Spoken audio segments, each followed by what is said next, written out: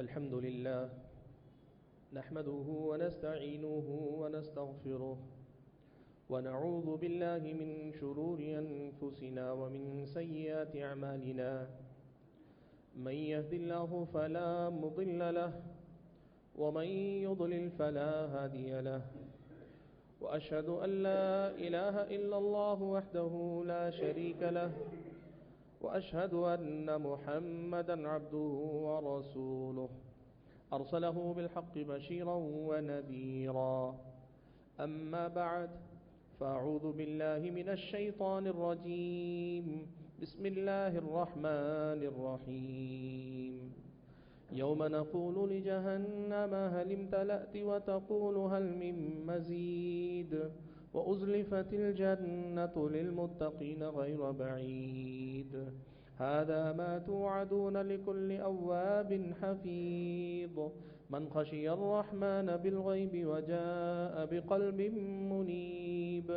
ادخلوها بسلام ذلك يوم الخلود لهم ما يشاءون فيها ولدينا مزيد وكم أهلكنا قبلهم من قرن هم أشد منهم بطشا فنقبوا في البلاد هل من محيص إن في ذلك لذكرى لمن كان له قلب أو ألقى السمع وهو شهيد ولقد خلقنا السماوات والأرض وما بينهما في 6 أيام وما مسنا من لغوب فاصبر على ما يقولون وسبح بحمد ربك قبل طلوع الشمس وقبل الغروب ومن الليل فسبحه وأدبار السجود واستمع يوم ينادي المناد من مكان قريب يوم يسمعون الصيحة بالحق ذلك يوم الخروج إنا نحن نحيي ونميت وإلينا المصير يوم تشقق الأرض عنهم سراعا ذلك حشر علينا يسير نحن أعلم بما يقولون وما أنت عليهم بجبار فذكر بالقرآن من يخاف وعيد وقال تبارك وتعالى أيضا وأنه كان رجال من الإنس يعوذون برجال من الجن فزادوهم رهقا. بزرگان محترم، ملت اسلامیہ کے نوجوانوں اور پردہ نشین خواتین اسلام، تمام تعریفیں اور ہر طرح کی حمد و ثنا، ہر قسم کی بڑائی اور بزرگی میری اور آپ سبھی حضرات اور خواتین کی ہر ایک عبادت، ہم سب کی ریاضت اور بندگی صرف اور صرف اس رب ذوالجلال کا حق ہے جو ہم سب کا تنہا خالق ہے، تنہا مالک ہے اور تنہا معبود برحق بھی ہے۔ درود و سلام ہو نبی آخر الزمان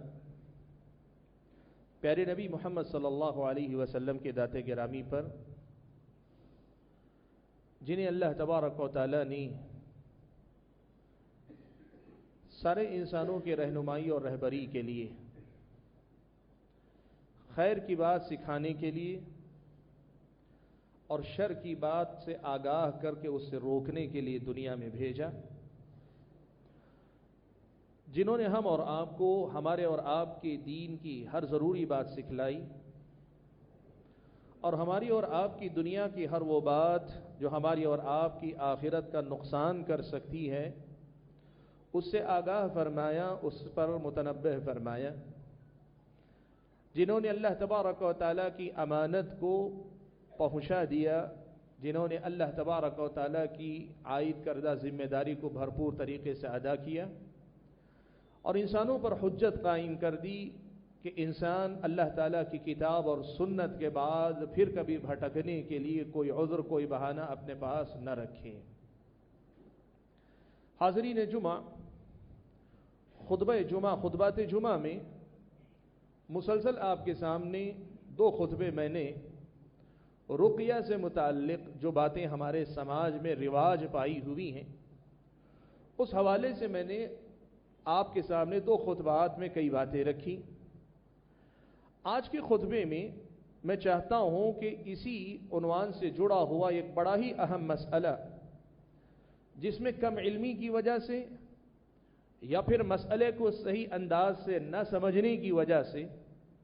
دین و ایمان کا نقصان ہو رہا ہے، لوگوں کے دین و ایمان کا مسئلہ خطرے سے دوچار ہے، لوگ چوکنا نہیں ہیں تو بہت سارے ایسے کام کر رہے ہیں جو کام ان کو شفا دے نہ دیں، اللہ کے حکم سے شفا ہو کہ نہ ہو، لیکن ان کے دین و ایمان کا ضرور نقصان کر رہے ہیں۔ ایسے ہی ایک مسئلے کا تذکرہ آج کے اس خطبہ جمعہ میں مجھے آپ حضرات اور خواتین کے سامنے کرنا ہے، اور وہ مسئلہ ہے رقیہ کرنے میں یا علاج کرنے میں جنوں سے مدد لینے کی شرعی حیثیت کیا ہے۔ اس مسئلے کو سمجھنے کے لیے ہم اور آپ کو سب سے پہلے کچھ بنیادی باتیں سمجھنی پڑیں گی کہ جن کون ہیں اور انسانوں سے ان کے تعلق کی نوعیت کیا ہے، اس مسئلے کو ہمیں سمجھنا پڑے گا۔ سب سے پہلی بات آپ اور میں یہ جان لیں کہ ابلیس اور اس کی ذریت یہ بھی جنوں میں سے ہیں، یہ بھی جنوں میں سے ہیں۔ اللہ تعالیٰ نے فرمایا کان من الجن ففسق عن امر ربه، یہ ابلیس جو تھا یہ جنوں ہی میں سے تھا، لیکن اس نے اپنے رب کے حکم سے سرتابی کی، نافرمانی کی،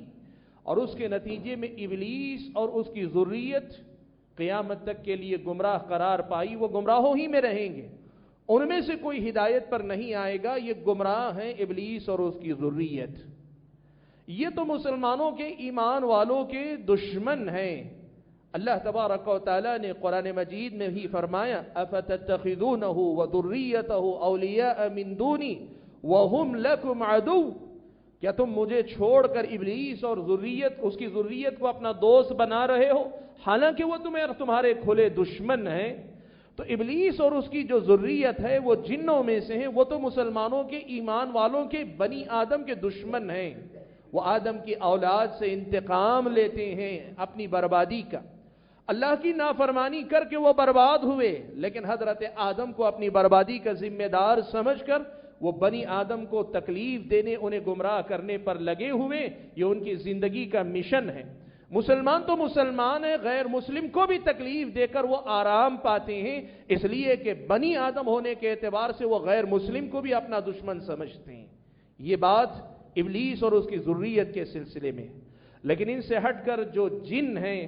اللہ تعالیٰ کی کائنات میں پھیلی ہوئی ان مخلوقات میں سے انسان اور جن یہی 2 مخلوقات ہیں جو اللہ تعالیٰ کے دین کے مکلف ہیں اور اس کے پابند ہیں۔ جس طرح انسانوں کو حکم ہے اللہ تعالیٰ کی بندگی کرنے کا اور بندگی کا یہ امتحان زندگی میں دینے کا، یہی حکم اللہ تعالیٰ نے جنوں کو بھی عطا فرمایا۔ اللہ نے فرمایا وَمَا خَلَقْتُ الْجِنَّ وَالْإِنسَ إِلَّا لِيَعْبُدُونَ، میں نے جن اور انس کو پیدا ہی اس لیے کیا ہے کہ وہ میری عبادت کریں۔ تو انسانوں کی طرح جیسے انسانوں کا ایک عالم ہے، انسانوں کی اپنی ایک دنیا ہے،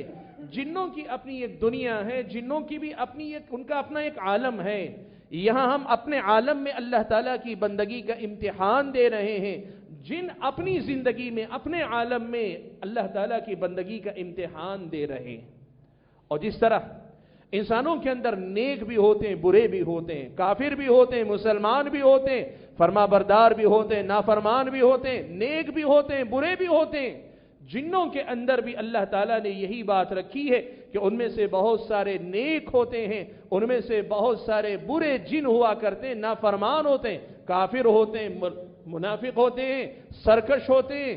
برے گناہ کرنے والے، بڑے گناہ کرنے والے ہوتے ہیں، اور ان کے ساتھ ساتھ انسانوں کو تکلیف دینے والے بھی ہوا کرتے ہیں۔ اللہ تبارک و تعالیٰ نے سورہ جن میں خود جنوں کی زبانی یہ بات نقل فرمائی۔ اللہ نے فرمایا وَأَنَّا مِنَّا الصَّالِحُونَ وَمِنَّا دُونَ ذَلِكَ كُنَّا طَرَائِقَ قِدَدًا، جنوں نے یہ کہا ہم میں سے کچھ لوگ نیک بھی ہیں اور ہم میں سے کچھ اس کے علاوہ بھی ہیں، یعنی برے لوگ بھی ہیں، ہم مختلف راستوں میں بٹے ہوئے ہیں۔ یہ جنوں نے خود اپنے عالم اور اپنے بارے میں اقرار کیا ہے۔ بھائیو، ان بنیادی حقیقتوں کو سمجھنے کے بعد 2 باتیں ہم کو یاد رکھنی چاہیے۔ عالم جنوں کا جو عالم ہے، جنوں کی جو دنیا ہے، اس کا انسانوں سے کیا تعلق ہے، اس کو سمجھنے کے لیے دو باتیں ہمیں بنیادی طور پہ یاد رکھنی پڑیں گی۔ ان میں سے جو نیک جن ہیں،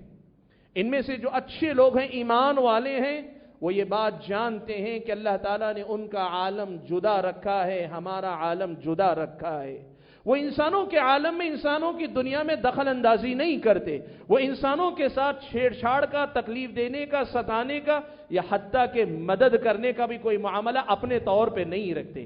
پیارے نبی صلی اللہ علیہ وسلم کی زندگی سے، سیرت سے اور تفسیروں میں جو بات آئی اس کی روشنی میں یہ مسئلہ یاد رکھے، انسانوں اور جنوں کا تعلق اللہ نے یہ رکھا ہے کہ اللہ تعالیٰ نے جنوں کے اندر رسول نہیں بھیجے،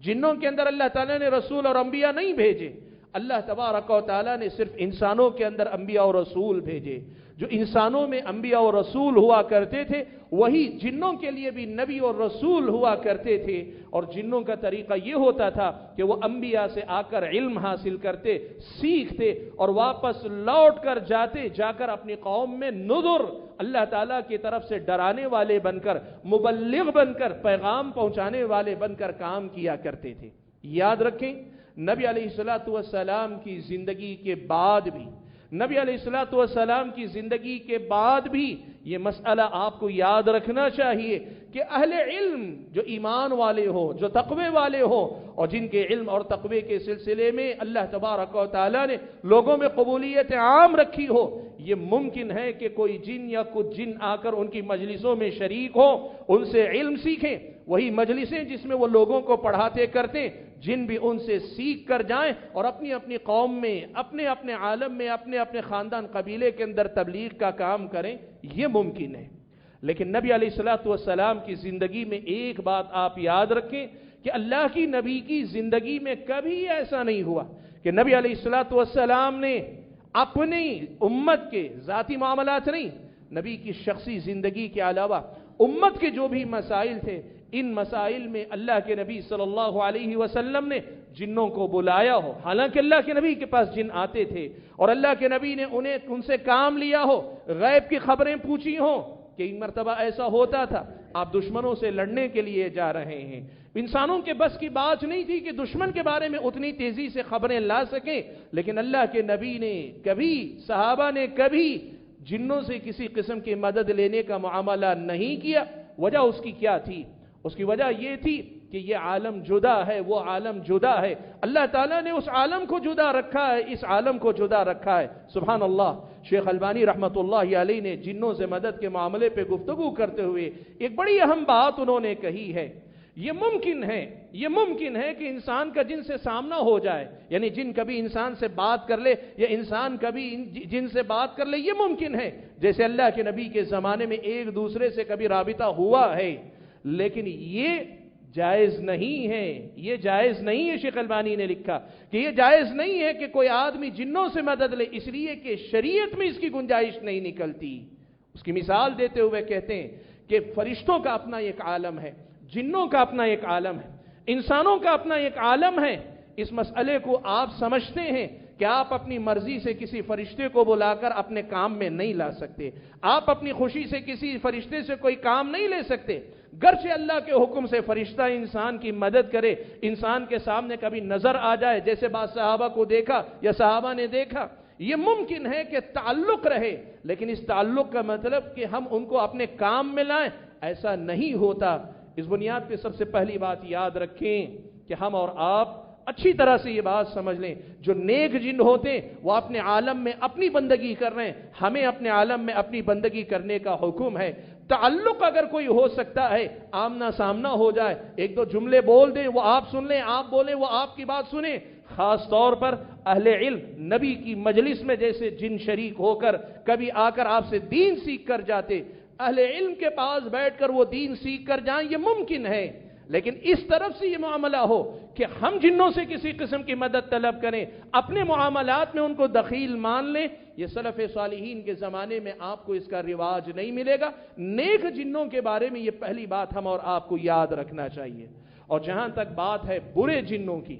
وہ جو سرکش ہیں، جن کے بارے میں قرآن مجید میں اللہ نے فرمایا شیاطین الانس والجن، کہ جنوں میں سے جو سرکش ہیں، جنوں میں سے جو اللہ کے نافرمان ہیں، ان کا معاملہ یہ ہے کہ یہ خود بھٹکے ہوئے ہیں، اور بھٹکے ہوئے جب ہوتے ہیں تو یہ ابلیس اور اس کی ذریت کی فوج میں شامل ہیں، یہ ابلیس اور اس کی ذریت کی فوج میں شامل ہو جاتے ہیں، اور جب اس کی فوج میں شامل ہو جاتے ہیں تو ضابطہ ہمیشہ یاد رکھنا، برے جن سے انسان کا کوئی بھلا نہیں ہو سکتا۔ برا جن اگر ہے تو اس سے انسان کا کوئی بھلا نہیں ہو سکتا، اور اگر وہ کوئی بھلا کام کرتا دکھائی دیتا ہے، آپ کو کوئی فائدہ پہنچاتا دکھتا بھی ہے، تو یہ یاد رکھنا جو فائدہ پہنچا رہا ہے اس سے کہیں کوئی بڑا نقصان ضرور آپ کا کر رہا ہے۔ یہ ضابطہ ہم اور آپ کو یاد رکھنا چاہیے۔ جو بھی برا جن ہے، جو ایمان والا نہیں ہے، جو اللہ سے ڈرنے والا نہیں، اور اس کی پہچان علم والے کر بھی سکتے ہیں، وہ جو اللہ کی نافرمانی کرتے ہوئے آئے، انسانوں پہ مسلط ہونا، انسانوں کو تکلیف دینا، یہ کام اسلامی شریعت کی نظر میں ان پر بھی حرام ہے۔ جیسے ایک مسلمان کے لیے جائز نہیں ہے کہ کسی مسلمان کو تکلیف دے، جنوں کے لیے حرام اور ناجائز ہے کہ وہ کسی انسان کو آ کر تکلیف دیں، اور اگر کوئی انسان کسی انسان کو آ کر وہ تکلیف دے رہا ہے تو پھر وہ نیک جن نہیں ہوگا۔ یہ بات آپ کو سمجھنی چاہیے، یہ مسئلہ آپ کو سمجھنا چاہیے کہ جو برا ہوگا وہ برا جن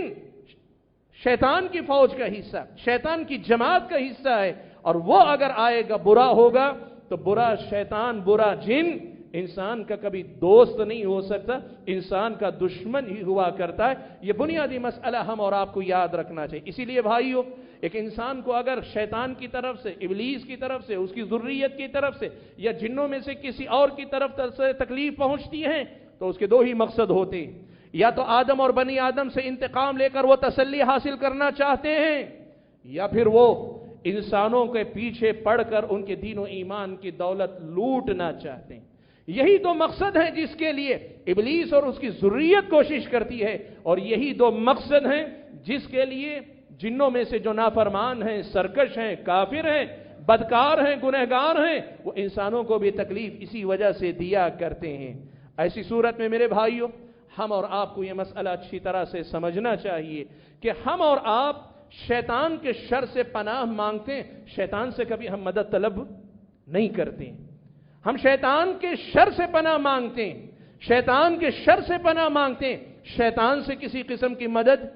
نہیں لیتے۔ اور یہی معاملہ جنوں کے سلسلے میں بھی ہونا چاہیے کہ اگر وہ برے جن ہیں آ کر ستا رہیں، ان کے شر سے اللہ تعالیٰ کی پناہ مانگے، لیکن ان سے کسی قسم کی مدد کے طلبگار ہرگز نہ ہو۔ یہ مسئلہ ہم اور آپ کو یاد رکھنا چاہیے۔ اللہ نے فرمایا وَإِمَّا يَنزَغَنَّكَ مِنَ الشَّيْطَانِ نَزْغٌ فَاسْتَعِذْ بِاللَّهِ، اگر شیطان تمہیں آ کر کچوکے لگاتا ہے، تمہیں تکلیف دیتا ہے، تو تمہیں کرنا کیا چاہیے؟ فَاسْتَعِذْ بِاللَّهِ، اللہ تعالیٰ کی پناہ مانگو، اللہ تبارک و تعالیٰ کی پناہ مانگو۔ یہ مسئلہ ہم اور آپ کو یاد رکھنا چاہیے کہ جو برا جن تکلیف دے رہا ہے اس سے کسی قسم کی مدد کی توقع نہیں رکھنی چاہیے، اس کے مقابلے میں ہمیں اللہ تعالیٰ سے مدد طلب کر کے اس کے شر سے نجات پانے کی کوشش کرنی چاہیے۔ حاضرین گرامی قدر، آج ہمارے اور آپ کے سماج میں یہ مسئلہ بڑا اہم ہے کہ علاج کرنے والے بہت سارے حضرات جنوں کے دھوکے میں مبتلا ہیں، جن انہیں دھوکہ دے رہے ہیں، کبھی یہ کہہ کر کہ ہم نیک جن ہیں، کبھی یہ کہہ کر کہ ہم آپ کی مدد کے لیے آئے ہیں، کبھی یہ کہہ کر کہ آپ مجھے کچھ نہ کہیں، میں آپ کا کوئی نقصان نہیں کروں گا، لیکن مسلط رہوں گا، ساتھ رہوں گا، آپ پر رہوں گا، آپ کے گھر میں رہوں گا، آپ کے ساتھ رہوں گا۔ یہی سب باتیں اسی قسم کی کر کے لوگوں کے اندر وہ اپنا بسیرا کیے ہوئے، اور علاج کرنے والے لوگ جنوں کے دھوکے میں بھی مبتلا ہے۔ کئی مرتبہ ایسا بھی ہوتا ہے کہ چھوٹے دن تکلیف دیتے ہیں، آدمی بڑے جنوں کو راضی کر کے ان کو بھگانے کی کوشش کرتا ہے۔ میں اس مسئلے کی وضاحت آپ کے سامنے کرنا چاہتا ہوں کہ اسلامی شریعت کی نظر میں جنوں سے اس قسم کا کوئی بھی تعلق جائز نہیں، حرام ہے۔ ان میں سے بعض درجے شرک اور کفر کے ہیں، اور بعض درجے حرمت کے ہیں، یعنی حرام درجے کا تعاون ہے۔ قرآن مجید کے اندر جو آیت کریمہ میں نے آپ کے سامنے پڑھی، اس آیت میں سورہ جن ہی کی آیت ہے، اور جن اپنے ساتھ ہونے والا رویہ بتا رہے ہیں، کہہ رہے ہیں وَأَنَّهُ كَانَ رِجَالٌ مِّنَ الْإِنسِ يَعُوذُونَ بِرِجَالٍ مِّنَ الْجِنِّ فَزَادُوهُمْ رَهَقًا۔ اللہ تعالیٰ نے فرمایا وَأَنَّهُ كَانَ رِجَالٌ مِّنَ الْإِنسِ، جنوں نے کہا کہ انسانوں میں سے کچھ لوگ ایسے بھی تھے، يَعُوذُونَ بِرِجَالٍ مِّنَ الْجِنِّ، جو जिन्नों में से कुछ लोगों की पनाह मांगा करते थे, जिनों के शर से, जिन के नुकसान से बचने के लिए जिनकी ही पनाह मांगा करते थे। इसका नतीजा क्या हुआ? फज़ादूहुम रहक़ा, इससे ये नतीजा हुआ कि जिन और ज्यादा सरकश हो गए। वो खुश होने लगे कि हमारा तो मसला ये था कि इंसान जहां आकर आबाद हो जाए वो इलाका हम खाली कर दें। आपको पता है अरब के बद्दुओं का एक तरीका था, ज़माने जाहिलियत में अरब के लोगों का एक तरीका था। वो सफर में निकलते, जंगलों बयाबान में, पहाड़ियों की घाटियों में, कहीं वीरान इलाकों में पड़ाव डालना होता तो उनको इसका डर लगा रहता कि यहां अगर जिन्नों का बसेरा, जिन यहां अगर रहते हैं तो वो हमें तकलीफ पहुंचाएंगे, वो हमें नुकसान पहुंचा सकते हैं। तो वो लोग क्या करते, वादी में उतरने के साथ ये कहा करते, अऊज़ु बिसय्यिदि हादल वादी या अऊज़ु बिकबीरि हादल वादी, इस वादी में रहने वाले शैतानों का जो सरदार है, हम अपने आप को उस सरदार की पनाह में देते हैं। और शैतान भी खुश हो जाते कि हमें तो हुक्म था, पहले हम जमीन पे आबाद थे, आदम और बनी आदम को अल्लाह ने पैदा किया तो जमीन इंसानों के लिए छोड़कर जंगलों बयाबान में हमें बसने का हुक्म दे दिया था। हम जंगलों बयाबान में थे, हमें हुक्म यह था कि जहां इंसान अपनी आबादी बसा लें वहां से हम अपना इलाका खाली कर दें। हमें हुक्म था, यहां तो उल्टा मामला है, इंसान हमसे डर रहे हैं। फज़ादूहुम रहक़ा, वो और ज्यादा सरकश हो जाते, वो और ज्यादा सरकश हो जाते, खुश होते और सरकश हो जाते। यह बाज़ अहले इल्म ने इसकी तफसीर में यूं लिखा कि इंसान उसकी पनाह मांगता, जिनकी पनाह में आना चाहता तो अल्लाह तबारक व तआला की दी हुई इस फजीलत को भूलने की वजह से होता यह कि इब्लीस उनको और ज्यादा सताता, जिन उन्हें और ज्यादा तकलीफ देता। भाइयों, इस हदीस का सीधा सा मतलब यह है कि ज़माने जाहिलियत का यह तरीका था कि काफिर जिन्नों से, उनके शर से बचने के लिए उन्हीं की पनाह मांग लेते। और तरीका यह होता, बड़े सरदार की पनाह में चले जाते। बड़ा सरदार सारे अपने मातहतों को, छोटे मोटे जिन्नों को हुक्म देता कि इनको कोई तकलीफ नहीं देनी है। इंसान अपनी जगह खुश कि मैं जिन्नों के शर से महफूज हो गया, और शैतान अपनी जगह खुश कि मैं इंसान को गुमराह करने में कामयाब हो गया। इससे शिर्क करवा लिया, पनाह अल्लाह की मांगनी चाहिए थी, इसने मेरी पनाह मांग ली, इस तरह शिर्क करके इसने अपने आप को बर्बाद कर लिया। शैतान अपनी जगह पे खुश, जिन अपनी जगह पे खुश, और नादान इंसान अपनी जगह पे खुश। दरमियान में सौदा हुआ तो ईमान का सौदा हुआ, दरमियान में सौदा हुआ तो तौहीद का सौदा हुआ, दरमियान में लोगों ने अपनाया तो शिर्क को अपनाया। इस तरह खुद बर्बाद हुए और आगे वाले ईमान वालों के ईमान के लिए भी खतरात पैदा कर दिए। भाइयों, इस हदीस की रोशनी में और इस आयत की रोशनी में मसला आपको याद रखना चाहिए कि जिन्नों से आदमी जो मदद लेता है, याद रखें, अच्छे जो जिन हैं वो अल्लाह के इस हुक्म को जानते हैं कि उनका आलम अलग है, इनका आलम अलग है, वो किसी किस्म की दखल अंदाजी नहीं करते। लेकिन बुरे जो जिन हैं वो इंसानों की मदद करते हैं तो उसके बदले में उनके साथ सौदा जरूर करते हैं। समझने वाला इंसान समझ भी जाता है और शिर्क जानबूझकर करता है। और बहुत सारे लोग नादान और नासमझ होते हैं, उनको पता भी नहीं होता कि शैतान ने उनसे क्या करवा लिया, जिन ने उनसे क्या काम ले लिया, उनको पता भी नहीं रहता। और वो लोग जिन के फितने में मुब्तला हो जाते हैं। और नतीजा क्या होता है, जिन को राजी करने वाला कोई भी शिरकिया काम करते हैं। मिसाल के तौर पर अहले इल्म ने लिखा है कि रुक़या में पढ़े जाने वाले जो कलिमात होते हैं, जो अल्फाज होते हैं, वो या तो कुरान की आयतें हैं या फिर नबी अलैहिस्सलातु वस्सलाम की दुआएं हैं। या आदमी बोल भी रहा है तो अरबी जबान में, या उर्दू जबान वाला है तो उर्दू जबान में वो कलिमात बोला करे जिन कलिमात का माना वाज़े हो, समझ में आता हो और वो माना सही हो। ऐसे ही कलिमात, ऐसे ही अल्फाज इलाज में इस्तेमाल करे। बसा औकात बाज जिन कुछ इलाज करने वालों के दिमाग में वसवसा डालते, ख्याल डालते, और बसा औकात बाज लोग नादानी में कुछ बिगड़े हुए लोगों से सीखते हैं तो ऐसे कलिमात इस्तेमाल करते हैं। आपने तावीज़ों में लिखे हुए देखे होंगे, ऐसे कलिमात जो नहीं समझ में आते, उनका माना क्या है, उनका मफहूम क्या है। अहले इल्म ने लिखा है कि इनमें से जितने कलिमात लोग लिखा करते हैं जो किसी जबान में समझ में आने वाले नहीं होते, जो इलाज करने वाला पढ़ता है, बोलता है या तावीज़ गन्ने पे लिख के देता है, आम तौर पर ये जिन्नों के सरदारों के नाम हुआ करते हैं। और इन नामों को लटकाने का मतलब, इन नामों को लेकर इलाज करने का मतलब ये है کہ جیسے عرب کے وہ بدو جنوں کے سردار سے مدد طلب کر کے شرک کر رہے ہوتے ہیں، ویسے ہی علاج کرنے والے بہت سارے لوگ جو ایسے کلمات، ایسے الفاظ استعمال کرتے ہیں جن کا معنی عربی یا اردو یا کسی زبان میں سمجھ میں آنے والا نہیں، اور سمجھ میں آتا ہے تو صحیح نہیں، ایسے کلمات کا استعمال کرنے والے اکثر شرک میں مبتلا ہو جاتے ہیں۔ بھائیو، آج علاج کرنے والے کتنے ایسے لوگ ہیں جو اس قسم کے معاملات میں مبتلا ہیں۔ یہ شرک ہے، یہ کفر ہے۔ ایسی مدد جنوں سے لینا اسلامی شریعت کی نظر میں حرام اور ناجائز ہے، اور اللہ تعالیٰ کے نزدیک اتنا بڑا جرم ہے کہ دین و ایمان کا سودا انسان اپنی زندگی ہی میں کر لیتا ہے اور ختم کر لیتا ہے۔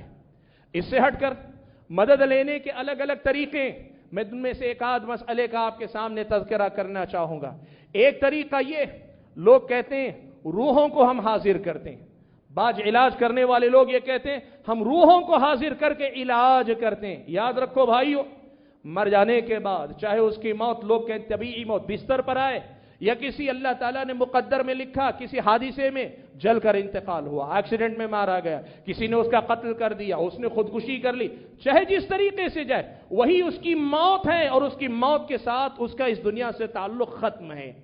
اب روح اگر نیک ہوگی، علیین میں ہوگی، بری روح ہوگی، سجین میں ہوگی، روحوں کو نہ علیین سے آنے کی خواہش ہوگی، نیک ہوں گی، اور سجین سے آنے کے لیے ان کو چھٹکارا نہیں ملے گا۔ اس لیے یہ بنیادی مسئلہ یاد رکھ لینا کہ روحیں ہمارے اور آپ کے پاس جب چاہیں ہم حاضر کر لیں، بلا لیں، ایسا نہیں ہو سکتا۔ یہ روحوں کو حاضر کرنے کا مسئلہ اصل میں جنوں سے مدد لینے کی شکل ہے۔ جسے روحوں کو حاضر کرنا کہا جاتا ہے وہ دراصل جنوں سے مدد لینے کی شکل ہے۔ اللہ تبارک و تعالیٰ نے ہر انسان کے ساتھ یہ قرین رکھا ہے، جنوں میں سے، شیطانوں میں سے ایک انسان کے ساتھ لگا کے رکھا ہے۔ انسان مر جاتا ہے، اس قرین کی موت ابھی نہیں آئی ہوتی، وہ دنیا میں رہتا ہے۔ اکثر و بیشتر علاج معالجہ کرنے والے، اکثر و بیشتر علاج کرنے والے لوگ وہ جو کہتے ہیں ہم روحوں کو حاضر کرتے ہیں، آپ کے ابو کی روح آئی، آپ کی امی کی روح آئی، آپ کے چچا کی، آپ کے پھوپا کی، آپ کے دوست کی، آپ کے بھائی کی، آپ کے شوہر کی، آپ کے بیٹے کی،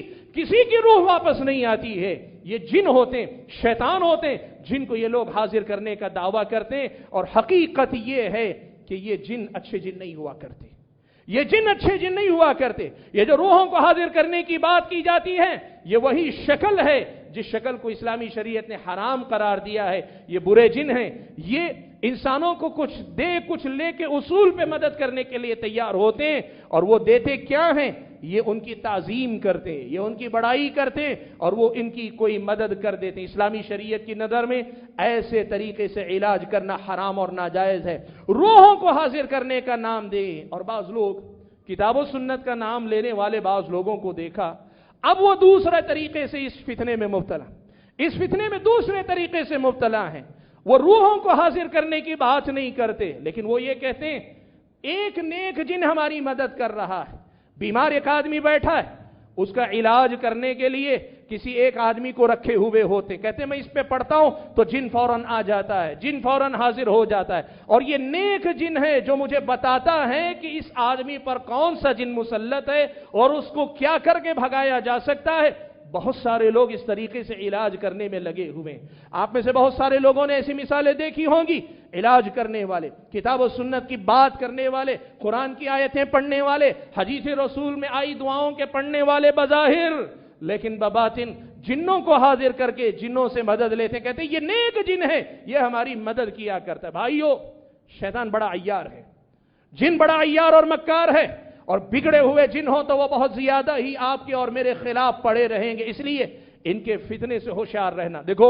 یہ نیک جنوں کا جو دھوکہ ہے، اسے پہچاننے کے لیے سب سے پہلے تو اللہ کی توفیق چاہیے، اور اس کے بعد علم چاہیے، وہ گہرا علم جو آپ کو جن اور جن کے مکر و فریب سے پوری طریقے سے واقف کروائے۔ میں ایک مثال کے ذریعے آپ کو بتاتا ہوں۔ ہمارے اپنے جانکاروں میں ایک صاحب نے رابطہ کیا، ایک خاتون ہماری اپنی رشتہ دار لگتی تھی، انہوں نے رابطہ کیا، کہنے لگی کہ بھائی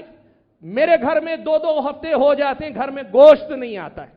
میرے گھر میں گوشت نہیں آتا ہے، ہم اچھے صاحب حیثیت ہیں، اچھا کھانے پینے والے لوگ ہیں، لیکن میرے گھر میں گوشت نہیں آتا ہے، اور گوشت نہیں آنے کی وجہ سے میرے چھوٹے بچے پڑوسیوں کے گھر میں کھیلنے جاتے ہیں تو ان کے برتنوں کو للچائی نظر سے دیکھتے ہیں. بچے ہیں، ظاہر بات ہے، کھانے پینے کی خواہش بچوں میں ہوتی ہے، گھر میں نہیں ملتا تو باہر دیکھتے ہیں. وہ پریشان اس لیے ہیں کہ میرے گھر میں گوشت نہیں آتا ہے اور نہیں آنے کی وجہ سے میرے بچوں کے اخلاق بگڑ رہے ہیں کہ دوسروں کے گھروں میں جا رہے ہیں، ان کے برتنوں پہ ان کی نظر ہے. میں نے پوچھا گوشت کیوں نہیں آتا ہے، سبب کیا ہے؟ کہنے لگی وجہ اس کی یہ ہے کہ میرے اپنے شوہر کو ایک خیال ہے، ایک گمان ہے، ان کو ایک بزرگ گھر میں نظر آتے ہیں، گھر میں ان کو ایک بزرگ نظر آتے ہیں، اور انہوں نے ان کو سمجھایا ہے کہ میں جب تک آپ کے گھر میں رہوں گا آپ کے گھر میں خیر و برکت ہے، بہت سارے برے جنوں شیطانوں کے ضرر نقصان سے آپ کی حفاظت ہو رہی ہے، اس لیے آپ میرے یہاں رہنے تک اس کا خیال رکھیے کہ آپ کے گھر میں گوشت نہیں پکنا چاہیے، آپ کے گھر میں گوشت نہیں بننا چاہیے. جب تک آپ کے گھر میں گوشت نہیں بنے گا تب تک میں ہوں، اور جب تک میں ہوں آپ کے گھر میں آفات اور بلاؤں کا کوئی اثر نہیں ہوگا. کہتے ہیں کہ وہ ان کو دیکھتے ہیں، کھلی آنکھوں سے دیکھتے ہیں اور دیکھتے ہیں بالکل نیک بزرگ ہیں، سفید داڑھی ہے، لباس ہے، اور وہ کبھی ہم کو کوئی تکلیف نہیں دیتے. جیسے بعض اور لوگ کہتے ہیں کہ ہمارا جن بڑا نیک ہے، فجر کی نماز میں مجھے جگہ دیتا ہے، تہجد کے وقت میں مجھے جگہ دیتا ہے، وغیرہ وغیرہ. یہ ساری باتیں نیک جنوں کا دھوکہ. میں نے کہا ان سے کہو تم چلے جاؤ، ہمارے نفع و نقصان کا مالک اللہ تعالیٰ ہے، تم نہیں ہو، تم نہیں ہو ہمارے نفع و نقصان کے مالک، تمہاری کوئی ضرورت نہیں میرے گھر کے اندر، اور تمہارا یہ مقام نہیں ہے، تم جنگل و بیابان میں رہنے والے ہو، انسانوں کی آبادی میں رہنے کے لیے تمہیں تو اختیار نہیں دیا گیا، اور نہ تو ہم نے تمہیں بلایا ہے اور نہ آنے پہ تمہیں رہنے کے دینے کے لیے تیار ہیں، نکل جاؤ تم یہاں سے، ہم تمہارے دھوکے میں آنے والے نہیں ہیں. اس شیطان نے کیا کیا؟ اللہ کی حلال کردہ چیز کو وقتی طور پہ حرام کروا دیا. اللہ کی حلال کردہ چیز گوشت کھانا ایک حلال چیز ہے، اسے اس نے حرام کروا دیا اس دھوکے میں کہ میں نیک جن ہوں اور آپ کی مدد کر رہا ہوں. بھائیو ایسے کتنے دھوکے ہیں، ایسے کتنے دھوکے ہیں، سبحان اللہ، لوگوں کو یقین نہیں ہوتا. اور اس پہ مستضاد اگر وہ آنے والا جن لوگوں کے کان میں بات ڈال دے، آپ کے گھر کے نیچے خزانہ نکلے گا، آپ کے باغیچے میں خزانہ نکلے گا، آپ کے آبا و اجداد نے کہیں خزانہ دفن کیا ہے، وہ مجھے معلوم ہے، میں بتاؤں گا. لوگ کسی کو بتاتے نہیں، جن کے فتنے میں مبتلا، جن کے دھوکے میں مبتلا، نیک جن کے دھوکے میں مبتلا چلے جاتے. بھائیو اسی لیے یاد رکھو، اسی لیے بات یاد رکھو، کئی مرتبہ ایسا ہوتا ہے، وہ جو روحوں کو حاضر کرنے کی بات ہے، یا پھر یہ کہ جنوں کی طرف سے مدد کی بات ہے، یا پھر اس قسم کا کوئی بھی معاملہ ہو، اسلامی شریعت نے یہ کہا کہ جنوں سے آپ کو کسی قسم کی مدد لینے کی کوئی ضرورت نہیں، کسی قسم کی کوئی مدد لینے کی ضرورت نہیں. اب لو آپ کو بتاؤں، بعض علاج کرنے والے لوگ دعویٰ کرتے ہیں، علاج کرنے والے بعض معالجین کا دعویٰ ہے کہ ہمارے پاس موکل ہے. یہ موکل کا مطلب کیا ہوتا ہے؟ یعنی ایسا جن جو ہماری مدد کرنے پہ مقرر کیا گیا.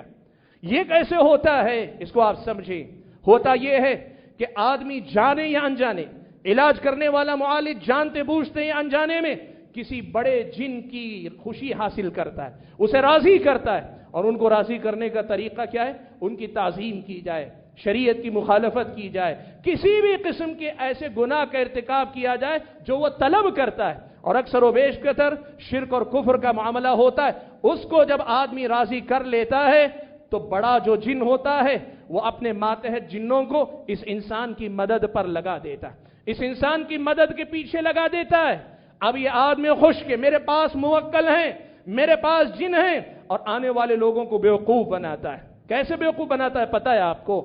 چاہے جیسے میں نے کہا نیک جن بن کر انسان رہے، یا کوئی موکل رہے کہ بڑے جن نے چھوٹے جن کو اس کا خادم بنا دیا یا کسی بھی طریقے سے بنا دیا ہو، اگر یہ ہوتا ہے تو کیا ہوتا ہے؟ بیوقوف کیسے بناتے ہیں انسان کے بارے میں. جب علاج کے لیے بیمار آدمی جاتا ہے تو اس کے بارے میں ایسی کوئی بات بتاتے ہیں جو بات اس کے خاندان کے لوگوں میں سے کسی کو پتا نہیں. آدمی چوکنا، آدمی حیران رہ جاتا ہے، یہ بات تو میرے علاوہ کسی کو معلوم نہیں، اس کو کیسے پتا چل گئی؟ یہاں سے آدمی کا یقین علاج کرنے والے پر، آدمی کا یقین علاج میں مدد کرنے والے جن پر مضبوط ہو جاتا ہے. جو ایمان اللہ پہ ہونا چاہیے وہ غیر اللہ پہ آ جاتا ہے. اس کی حقیقت کیا ہے؟ نبی علیہ الصلوۃ والسلام نے بیان فرمایا، زمانے جاہلیت میں یہ ہوتا تھا، وہ جو غیب کی باتیں بتانے والے کاہن ہوتے تھے، عراف ہوتے تھے، مختلف قسم کی غیب کی باتیں بتانے والے ہوا کرتے تھے. ان کا معاملہ یہ تھا کہ وہ جنوں سے مدد لیتے کہ وہ غیب کی خبریں لا کر بتائیں. جنوں کو غیب کی خبریں کہاں سے معلوم ہوتی؟ آپ دیکھیں سورہ جن میں اللہ تعالیٰ نے خود جنوں کی زبانی یہ مسئلہ بیان کیا، وَأَنَّا كُنَّا نَقْعُدُ مِنْهَا مَقَاعِدَ لِلسَّمْعِ۔ نبی علیہ السلام کی بعثت سے پہلے یہ معاملہ تھا کہ اللہ نے چھوٹ دی تھی، جن آسمان تک جایا کرتے تھے، آسمان دنیا جو پہلا آسمان ہے وہاں بیٹھا کرتے تھے، اور اللہ کے حکم سے فرشتے غیب کی خبریں جو ایک دوسرے کو سناتے، جو انسانوں کے لیے غیب ہے اللہ کے حکم سے فرشتوں کو بتایا گیا، فرشتے ایک دوسرے کو سناتے، تو قبل اس کے کہ فرشتوں کی طرف سے اس غیب کے مسئلے کو دنیا میں پہنچانے یا نافذ کرنے کا وقت آتا، یہ چوری چھپے سن کر آ جاتے اور آ کر اس عراف یا کاہن کے کان میں پھونک دیتے، بات سچی،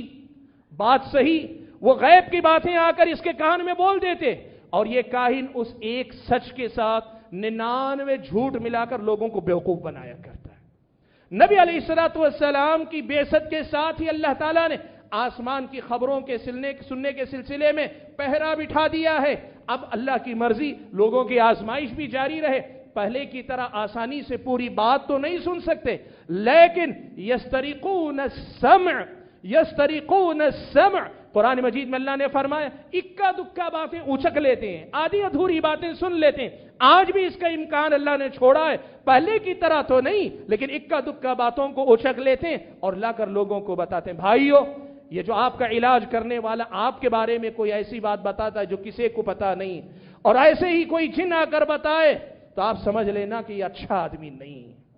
آپ کا یقین نہیں بننا چاہیے، آپ کو پہچان لینا چاہیے کہ یہ علاج کرنے والا صحیح آدمی نہیں ہے، جو غیب دانی کے دعوے کرے، جو آپ کے غیب کی باتیں بتائے۔ غیب تو اللہ کے علاوہ کوئی نہیں جانتا۔ اب اگر کوئی غیب کی ایسی بات آتی ہے، نبی علیہ السلام کے مطابق ایسی غیب دانی کی خبر کا دعویٰ کرنے والا، چاہے وہ کتاب و سنت کا نام لے، ایسے غیب دانی کا دعویٰ کرنے والا انسان صحیح علاج کرنے والا نہیں۔ العلم نے مثال دے کر کہا ہے کہ ایسے علاج کرنے والوں کی ایک پہچان یہ بھی ہے، بیمار آپ ہیں، آپ کا علاج کرنے سے پہلے آدمی پوچھتا ہے تمہارے امی کا نام کیا ہے، ابو کا نام کیا ہے، تمہاری بیوی کا نام ہے تو کیا ہے، تمہاری تاریخ پیدائش کیا ہے، یہ ساری چیزیں اگر پوچھتا ہے تو سمجھ لینا کہ یہ آدمی جادوگر ہے، علاج کرنے والا نہیں، یہ آدمی جادوگر ہے۔ اور نبی علیہ السلام نے یہ بات بیان فرمائی، غیب دانی کا دعویٰ کرنے والے کے پاس اگر کوئی صرف جاتا ہے، اللہ تعالیٰ 40 دن تک اس کی عبادت نہیں قبول کرتا ہے۔ غیب دانی کا دعویٰ کرنے والا ضروری نہیں اپنے آپ کو کاہن کہے، عراف کہے، وہ کہے میں کتاب و سنت کی بات کرتا ہوں لیکن غیب دانی کا دعویٰ کر رہا ہے، اور ایسا آدمی کے پاس آپ اور میں کوئی جاتے ہیں، اللہ کے نبی نے فرمایا لم تقبل لہ صلاته 40 دن تک اللہ تعالیٰ اس کی نماز نہیں قبول کرتا۔ اور اللہ کے نبی نے دوسری حدیث میں فرمایا اگر کوئی ایسے آدمی کے پاس جاتا ہے اور اس کی غیب کی بتائی ہوئی بات کو سچ سمجھتا ہے تو اللہ کے نبی نے فرمایا فقط کفر بما انزل علی محمد، تو اس نے نبی علیہ السلام پر نازل شدہ شریعت کے ساتھ کفر کیا، اس کا انکار کیا۔ اہل علم نے لکھا کہ اس کا مطلب یہ ہوا کہ اس آدمی نے کفر کا ارتکاب کر لیا۔ غیب دانی کا دعویٰ کرنے والے کی خبر سن کر آپ نے یقین کر لیا تو پھر آپ نے کفر کر لیا، اور ابلیس یہی چاہتا ہے، برے جن یہی چاہتے ہیں کہ آپ کے پاس آ کر علاج معالجے کے نام پر آ کر آپ سے ایسی حرکتیں کروائی جائیں کہ شعوری یا غیر شعوری طور پر آپ اپنی نمازوں کو برباد کر لیں، آپ اپنے دین و ایمان کا سودا کر لیں، وہ یہی چاہتے ہیں۔ اس مسئلے کو یاد رکھیں حاضرین گرامی، اسی لیے یہ بات یاد رکھیں، ایک مسئلہ اہل علم کے درمیان چلا کہ اللہ تعالیٰ غیر اللہ سے مدد لی جا سکتی ہے کہ نہیں لی جا سکتی؟ اہل علم نے ایک بات لکھی، کہا کہ جو معاملات اللہ ہی کے اختیار میں ہوں وہ صرف اللہ ہی سے مدد لی جا سکتی، غیر اللہ سے مدد انسانوں سے بھی نہیں ہو سکتی، کسی اور مخلوق سے بھی نہیں ہو سکتی۔ غیر اللہ سے مدد کن چیزوں میں لی جا سکتی؟ اہل علم نے کہا حی، وہ غیر اللہ زندہ ہونا چاہیے، وفات پائے کسی شخص سے مدد نہیں لی جا سکتی۔ حاضر، موجود رہنا چاہیے سامنے، کوئی غائب ہے کسی اور شہر میں ہے، آپ کو پتہ نہیں وہ کہاں ہے، یہاں سے آپ مدد کے لیے پکاریں، جائز نہیں۔ قادر، جس معاملے میں مدد طلب کریں اس معاملے میں مدد کرنے پر قدرت بھی رکھتا ہو، تبھی آپ مدد لے سکتے ہیں۔ کہ انسان کو مدد کے لیے پکاریں، وہ زندہ ہے، وہ موجود ہے، یا آپ کی بات سن رہا ہے فون کے ذریعے کسی اور ذریعے، آپ اس کو پکار سکتے ہیں اور مدد لے سکتے ہیں صرف اس معاملے میں جس معاملے میں اس کو مدد کرنے کا اختیار ہو، دنیاوی معاملات۔ بیماری کی شفا ہے، آپ کسی کو مدد کے لیے پکاریں، شرک ہے۔ اولاد نہیں ہے کسی سے مدد کے لیے پکاریں کسی کو، شرک ہے۔ آپ کا کوئی نقصان ہو رہا ہے بچنا چاہتے ہیں کسی کو مدد کے لیے پکار رہے ہیں، جس نقصان سے بچانے کا اختیار اس کے ہاتھ میں نہیں، شرک ہے۔ اسلامی شریعت نے کہا یہ شرک ہے۔ لیکن جو جائز ہے بھائیو، یہ مسئلہ اچھی طرح سمجھو۔ دیکھو اسلامی شریعت ہمارے دین و ایمان کی حفاظت کے کتنے اسباب اللہ تعالیٰ نے رکھے۔ کہا جو مدد جائز ہے، زندہ ہے، حاضر ہے، مدد کرنے پر بھی قدرت رکھتا ہے، انسانوں سے تو یہ مدد لی جا سکتی، علماء کا اس پر اتفاق ہے۔ لیکن کیا زندہ، حاضر اور قدرت رکھنے والے جن سے مدد لی جا سکتی ہے کیا؟ اس سلسلے میں اہل علم کی دو رائے۔ بعض اہل علم کہتے ہیں کہ جو معاملات انسان کی طرح جن کے اختیار میں ہیں، وہ حاضر ہے، موجود ہے آپ کے سامنے، اس سے مدد لی جا سکتی، یہ بعض اہل علم کی رائے۔ لیکن وہی دیگر اہل علم کی رائے جو راجح ہے، اور اس کے دلائل بہت سارے، اس وقت میں تفصیل میں جا نہیں سکتا، لیکن زیادہ صحیح بات یہ ہے کہ اللہ تعالیٰ نے انسانوں کا عالم جدا رکھا ہے، جنوں کا عالم جدا رکھا ہے۔ نبی علیہ السلام نے اپنی زندگی میں کبھی کسی جن سے کسی قسم کی مدد نہیں لی، حالانکہ آپ کے ایک اشارے پہ وہ سب حاضر ہو سکتے تھے، لیکن اللہ کے نبی نے مدد نہیں لی۔ اس لیے زیادہ صحیح بات یہ ہے کہ جنوں سے کسی قسم کی مدد نہیں لینی چاہیے، حرام ہے کسی جن سے مدد کا طلب کرنا۔ یہی مسئلہ اس باب میں سب سے زیادہ راجح ہے۔ سنیں، نبی علیہ السلام کی زندگی میں ایک مرتبہ یہ واقعہ پیش آیا۔ اللہ کے نبی نے ایک صبح صحابہ کے سامنے کہا، رات میں ایک جن آیا تھا، آ کر میرے ساتھ چھیڑ چھاڑ کر رہا تھا، کوشش کر رہا تھا کہ میری نماز کو ضائع کر دے، میری نماز میں بگاڑ پیدا کر دے، تو میں نے اسے پکڑ لیا اور میری خواہش ہوئی کہ اس کو مسجد کے ستونوں میں سے ایک ستون سے باندھ دوں گا، یہاں تک کہ جب صبح ہوگی تو صبح ہونے کے بعد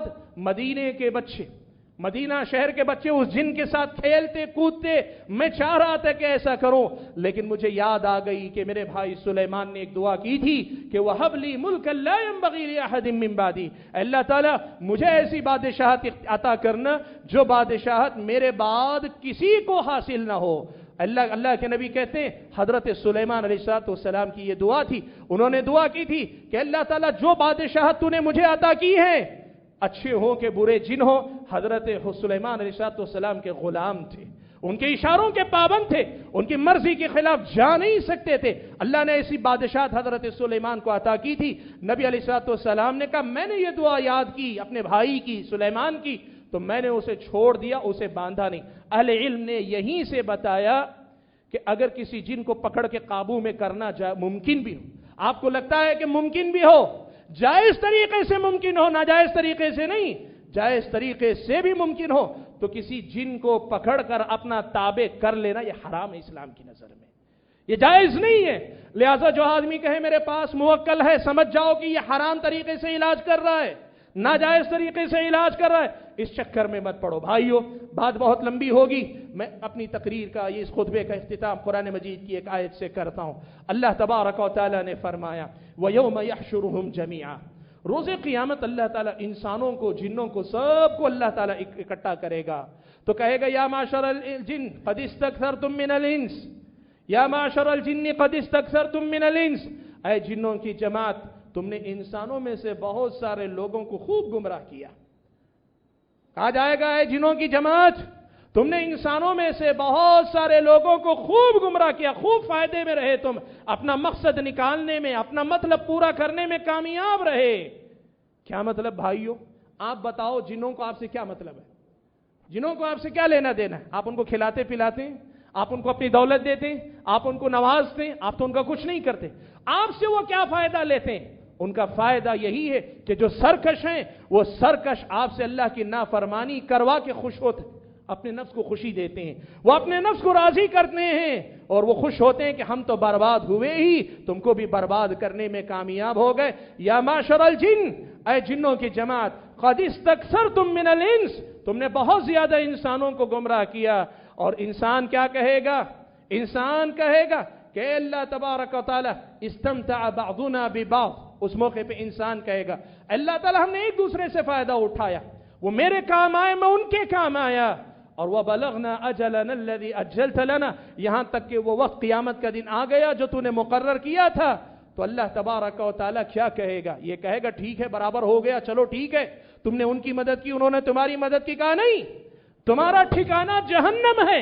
اللہ نے کہا اللہ کہے گا قیامت کے دن تمہارا ٹھکانہ جہنم ہے۔ میرے بھائیوں، اس کا سیدھا مطلب یہ ہوا، قرآن مجید کی یہ آیت بتاتی ہے کہ جنوں اور انسانوں کو اپنی اپنی حد سمجھنی چاہیے۔ جن اپنی دنیا میں اپنے عالم میں رہیں وہ اپنی ذمہ داری کو، اللہ تعالیٰ کی بندگی کو اپنے دائرے میں پورا کریں۔ انسانی دنیا میں دخل اندازی کرنے کا انہیں اختیار نہیں، اور انسانوں کو بھی سمجھنا چاہیے اپنے مسائل اپنے طریقے سے حل کرو۔ اگر کوئی جن، کوئی شیطان دخل اندازی کرتا ہے، اس کو بھگانے کے لیے بھی آپ جنوں سے مدد لیں، اس کی اجازت آپ کو اسلامی شریعت نہیں دیتی۔ اس لیے بھائیو، ہم اور آپ کو سمجھنا چاہیے کہ ان جنوں کے فتنے میں آج ایک بڑی تعداد مبتلا ہے۔ خاص طور پر علاج اور معالجہ کرنے والے وہ ہمارے بھائی جو بدعتوں سے بچنے کی کوشش کرتے ہیں، گمراہیوں سے بچنے کی کوشش کرتے ہیں، لیکن کم علمی کی وجہ سے، شیطان کے مکر کو نہ پہچاننے کی وجہ سے، اور زیادہ تر علاج کرنے والے عوام الناس میں سے ہیں جنہوں نے کبھی گہرا علم حاصل نہیں کیا، اس وجہ سے شیطان کے مکر کو، اس کے فریب کو نہیں پہچان پاتے ہیں، خود بھی برباد ہوتے ہیں، اپنے دین و ایمان کا نقصان کرتے ہیں، اور جن کا وہ علاج کرتے ہیں ان کے جسم کا علاج کرنے میں اللہ کی مرضی سے کامیاب ہو کہ نہ ہو، لیکن کم از کم دین و ایمان کا بیمار ضرور ان کو کر دیتے ہیں۔ اس لیے بھائیو، ہم اور آپ کو اس مسئلے کو سمجھ کر جنوں کے معاملے میں ہم کو احتیاط برتنی چاہیے۔ ان کے عالم سے ہمارا کوئی تعلق نہیں، کبھی ان میں سے کوئی ہمیں تکلیف پہنچانا چاہے ہم اللہ سے اس کی پناہ مانگے۔ علاج معالجے میں جو جائز راستے ہیں، قرآن کی آیتوں کی تلاوت ہے، توکل کو بڑھانا ہے۔ میں نے اس سے پہلے خطبات میں آپ کے سامنے بتایا ہے کہ وہ کون سے اسباب ہیں کہ جن کے ذریعے آدمی شیطان کے شر سے، جن کے شر سے اپنے آپ کو بچا سکتا ہے۔ اپنے آپ کو بچا لینے کی کوشش کریں۔ میری اللہ تبارک و تعالیٰ سے دعا ہے کہ اللہ تعالیٰ مجھے، آپ سبھی حضرات کو، خواتین کو جنوں کے فتنے کو سمجھنے کی توفیق عطا فرمائے۔ اللہ تعالیٰ دین و ایمان کی حفاظت نصیب فرمائے۔ اللہ تعالیٰ ہم میں سے جو بیمار ہیں ان کو شفا عطا فرمائے، اور ان کے علاج میں ناجائز اور غلط طریقوں کو در آنے سے بچا لے۔ اللہ تعالیٰ جب تک دنیا میں رکھے ایمان اور اسلام پر قائم رکھے، اور جب اپنے پاس بلائے تو ایمان کی حالت میں بلائے۔ آمین وآخر دعوانا ان الحمد للہ رب العالمین۔